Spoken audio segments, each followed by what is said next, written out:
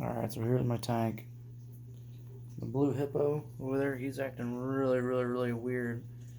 I don't know what his deal is, but he's been hiding in the rocks. I thought he was stuck in the rocks, but maybe he was just sleeping. Who knows? The blue hippos can be weird, but it seems like he's kind of coming out of wherever you had going on. I don't know. They're strange. That's a yellow tang. That's a percula clownfish. That's a three stripe.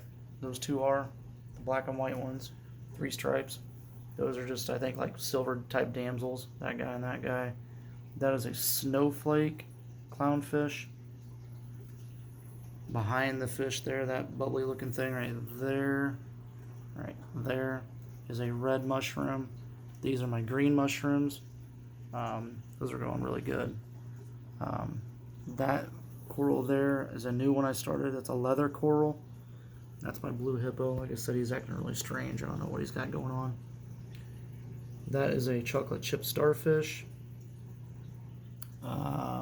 What else we got in here? Way back there, the blue hippo's got the water all stirred up, but way back in here is a coral banded shrimp. There's a couple snails down here, like there's one there, there's one back in there. There's snails that are down in the sand. They're called Syrithisis snails. They will come out of the sand every time I feed the fish. If you bury in the sand, they come up out of the sand. It's pretty cool. What else is in here? There's some crabs in here. Good luck finding them. I have no idea where they're at. That's a power head. I need to have another power head to kind of circulate the water a little better. Oh, there's my royal grandma right there. It's a purple and yellow fish. Likes to hide in there. Sometimes it comes out. That orange fish there is a flame angel, the orange and black banded one. Blue hippo's looking a lot better. Seriously, I think he was just sleeping because he's getting his colors back and he's acting normal. There goes that royal grandma. She likes to hang out under there. There she is. It's cool looking. What else is there in here? There's emerald crabs in here somewhere. Dad, you forgot something Which one? to say. What? Anemone. We do. We have a green carpet anemone in here somewhere. It was right here, and then it moved to here, and then it went way back in there somewhere. So who knows where it's at now. The thing about having a bunch of live rock like this, the problem is when you do have anemones or whatever that move, they can get in there behind the rocks and disappear, or then they'll pop up another time, another day. My lighting is pretty simple. It's the one that changes. This is a LED bar across there. Does phases. Now this light here is a pink grow light. I usually keep it down here in my sump. Down in here, when I have Cheeto or whatever it's called, it's like a type of saltwater plant. 3 stages. The water comes in here, overflows into here, and then gets pumped out there. I usually have the light hanging here, and it'll grow that Cheeto stuff, or Chatto, or whatever it's called. It will take out the bad stuff out of the water, like nitrates and ammonia. That leather coral is doing really good. It's doing spectacular.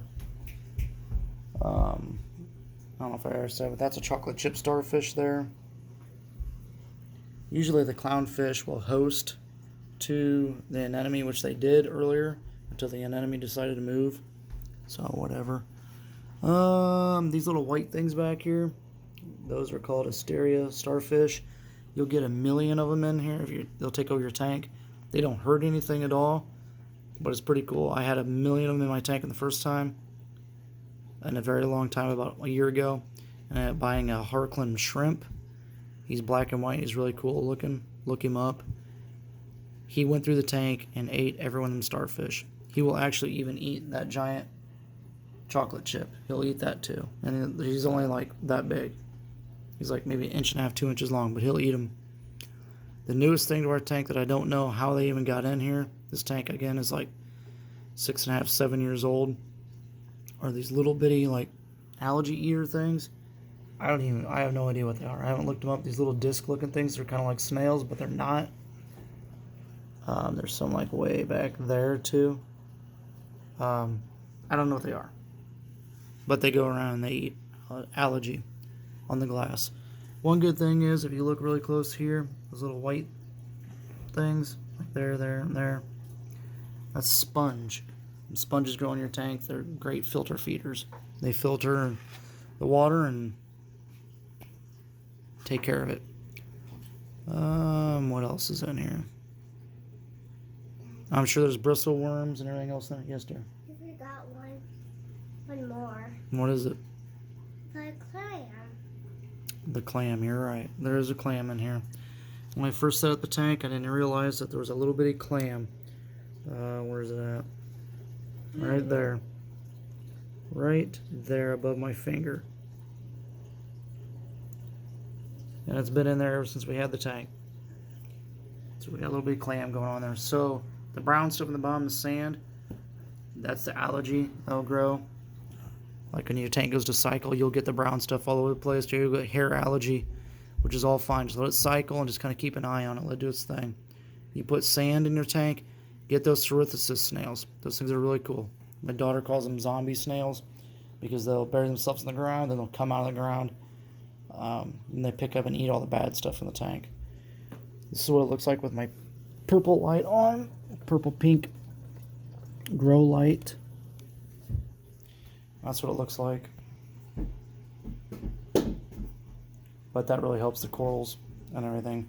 I need to buy a bigger lighting system, but I'm not going to do that until I move up to a 300 or 400 gallon tank. This is a 75 gallon bow front. It's curved. And it's in the corner. So, that's how that works, what I have going on. It's an old tank. It's doing great. I was worried about our blue hippo this morning because he was acting really strange. I pretty much thought he was going to die, but they're weird, man. They're like a bipolar ex-girlfriend or something. You never know what they're going to do. That's the mushrooms I'll give you when you get your tank going. I'll give you a couple of those for starters. I recommend getting some little crabs and some snails and get those guys going too. They'll start doing their business in the tank and getting established. But that's it. Pretty simple.